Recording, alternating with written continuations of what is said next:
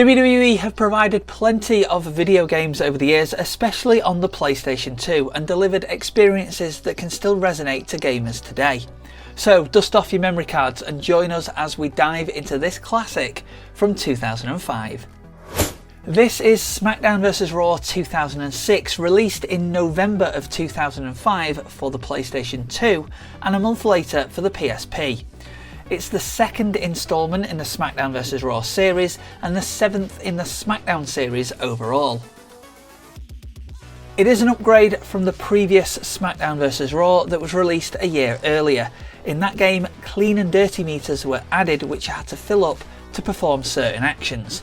In Smackdown vs Raw 2006, those meters are gone, but you can still choose if you want to fight clean or fight dirty, and doing those specific actions will give you a momentum boost.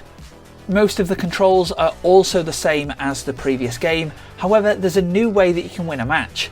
Put your opponent into a specific submission in the centre of the ring, and you'll see this animation.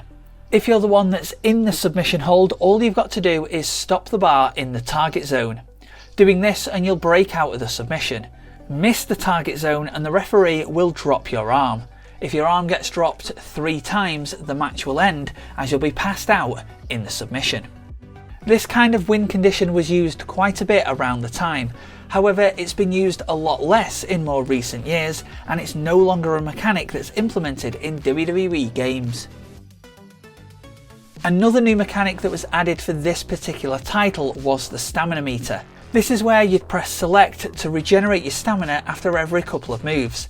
Letting it deplete to absolutely nothing though would make your character tired and more vulnerable to an attack. All of your standard favourites in terms of match types are included in this version, but 2 new ones were also added, those being the Buried Alive match and a women's exclusive match called Fulfill Your Fantasy, which was effectively a glorified pillow fight. Match types weren't the only thing that got added. General Manager mode was added in Smackdown vs Raw 2006. This was an upgrade on the pay-per-view mode from the previous game. You can draft your roster and take it through a full calendar year, playing on either the Raw or the Smackdown brand, with the ultimate goal of winning the General Manager of the Year award. Season mode also got a bit of an upgrade. This is where you can control one single character, taking them through a variety of different storylines. One thing that does hold the mode back a little bit though is that you're limited to who you can actually select. Not every single member of the roster is available to use in this mode. And after you've been through a couple of seasons with one brand, the storylines will seem a little repetitive. You can also visit the locker room area through season mode or the main menu itself. Here you can view all of your accomplishments and trophies which you get for completing certain stories within the season, challenges completed, or see the championships that you've won. Visiting WWE Shop is where you can use the points you've earned throughout the game to unlock new characters or alternate attires. But there's one character that you can't unlock in this area, that being Jake the Snake Roberts. He is actually exclusive to the PSP version, and unlocking him in that version will unlock him in the PS2 version if you port him over via a USB link. It's a unique feature, but not something that was carried over into the next game. The PSP version also included 3 basic mini-games exclusive to that edition of the game. These include a WWE quiz, Eugene's airplane race, and a WWE version of Texas Hold'em. The PSP version also lacks in-game commentary and voiceovers for the season mode.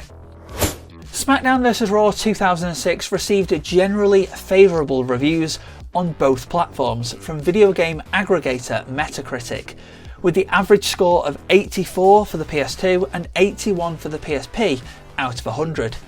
Here's what I think.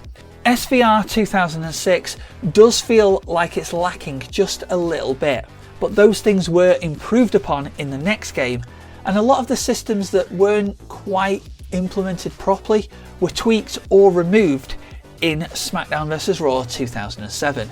That's not to say though that it's a bad game. It is definitely an improvement on the previous year.